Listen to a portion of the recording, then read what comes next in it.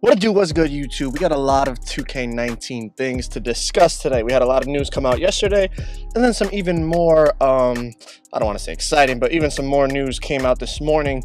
And I mean, it is exciting, I'm not gonna lie. Like, I'm amped up for this game. I hope you guys are as well. A few things before we get into the video. If you want like up-to-date news, just follow me on Twitter, bro. The link's in the description. I talk about everything that's tweeted on there right away. And then obviously I post my video, you know, pretty daily or every other day about the news that I feel is like post worthy. Not everything I feel is video worthy, because some of it's just very small details. But if you want the up-to-date news, just go follow me on Twitter. The link's in the description. Also, in terms of build, I'm getting a lot of build questions. Listen, guys, I can't tell you my build until I hear all the attributes and all the badges for each build, because those things are very, very important. Once I hear those, then listen, believe me, I'm gonna drop my build for you guys. Don't worry. My first build, I'm actually probably gonna start with 2 builds right off the start. But of course, you guys know I'm gonna drop both of those for you. And then even the guards out there, obviously, like last year, I posted what I felt was gonna be the best guard, and I'm gonna post that again this year. I got a lot of people that I run with that are guards, and I get their opinions, and they even let me play on their guards so that I can test it out. And I'm gonna drop that for you guys as well. But let's get into the first topic of today. Something you guys have been asking me on Twitter mainly is, that boy, there's no post scoring on this chart here that was in the trailer. There's no post scoring. There's no post scoring. What's going on? Did they take it out? Listen, post scoring is in the game. I'll show you proof, because they're tweeting about it after we look at this chart here. But if we scroll down the chart, obviously post scoring is not here. I don't know for sure. This is not confirmed, but I'm just giving you my thoughts. I think this chart is for height. Is for what height will do to your attributes. So look at, you see height on the left side. That middle bar, I feel like, is if you keep your build at the default height.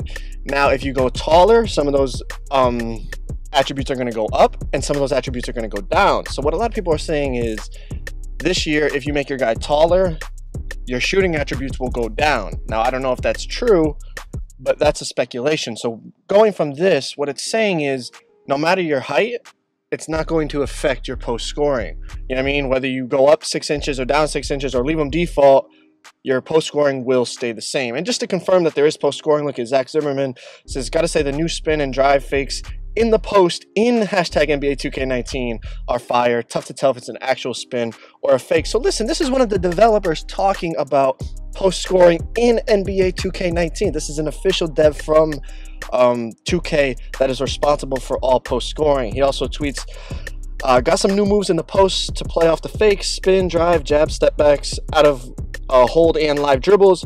Effective because you don't know if it's a spin, spin fake, spin step back. Hashtag NBA 2K19. So you see, he's talking about post scoring. So guys, stop panicking. Stop panicking. There's post scoring. There's nothing to worry about. All right. Post scoring will be in 2K19. Like, let's all calm down.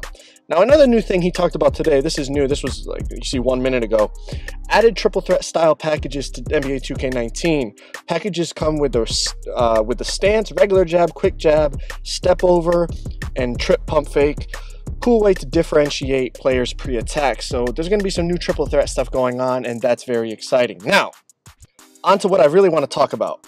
This new rebounding news is, well, we'll get into it, okay?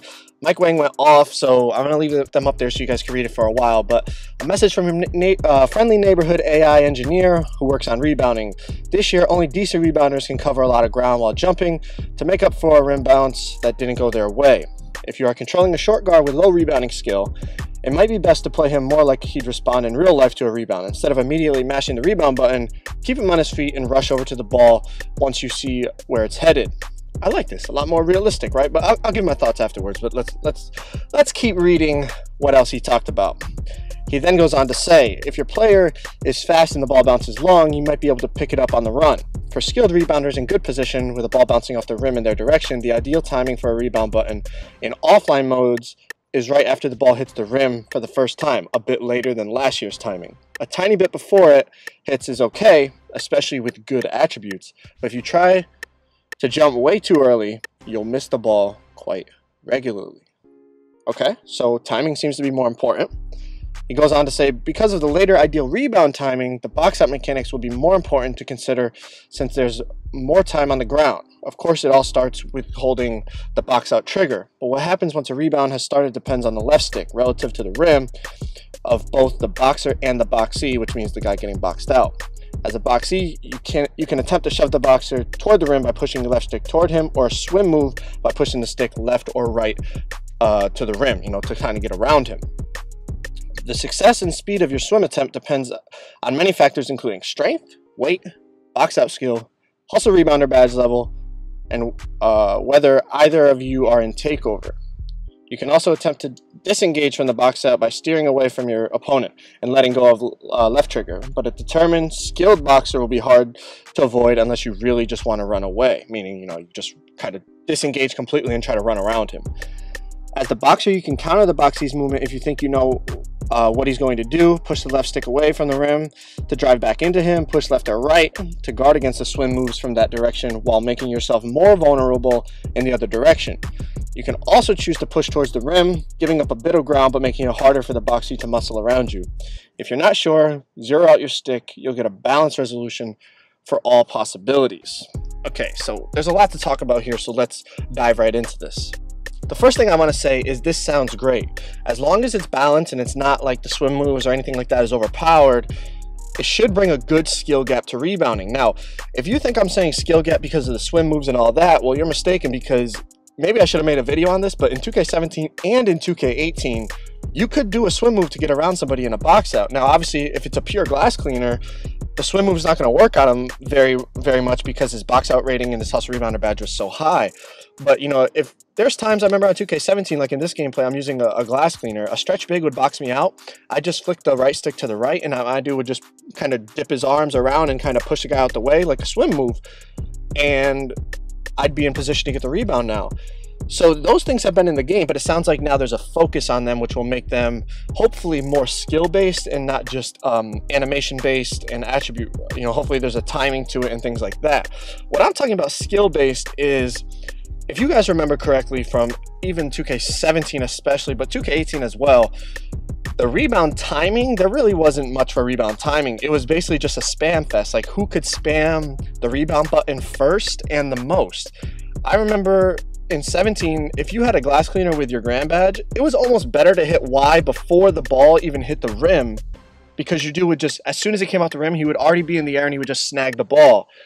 That's not skill. That's just like I said, it's just spam. So now it sounds like you really have to wait and time the rebound correctly. And it's not just a spam fest, because like they said, longer rebounds, unless you have a high rebounding rating and a high hustle rebounder badge level, if you hit Y, you're not going to be able to cover ground to get the rebound. Your dude's going to jump up in the air and the ball's going to bounce, to the side of him.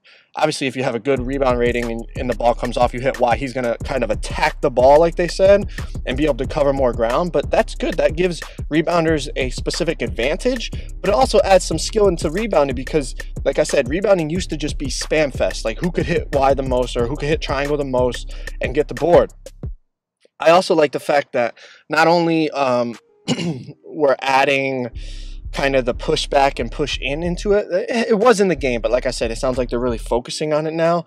But I like that there's ways to counter each other. Like if they're trying to do a swim move, you can defend the swim move. But if you, if you flick to the left, but they do the swim move to the right, then it increases the chances they get around you. So, it's not just going to be like something is overpowered, I don't think, because there's ways to counter and keep things balanced, for both sides, whether you're on offense or defense. Now, some people are saying like the takeover badge for rebounders is going to eliminate the skill gap, because, when you're in takeover mode on a rebounder, it shows where the ball is going to go if it's a missed shot before, the ball comes off the rim. And I understand what you're saying, but also that's only specific to primary rebounders. Like, how many primary rebounders did you see in 2K18? Now, I feel like because everyone's making videos like glass cleaners are overpowered, I feel like not everyone, but a lot of people are going to say, rebounding is the best center archetype, and it might be. But listen, don't just go off what other people are saying. Go off your play style. Now, I know what I'm thinking about rebounding and post scoring and all that. I already have a build that I'm thinking of, And I'm going to tell you right now, rebounding is involved one way or another, but that's because that's my play style. Make sure it fits your play style. Let me know what you think down below about all this news, especially the rebounding news, and I'll talk to y'all tomorrow. Peace.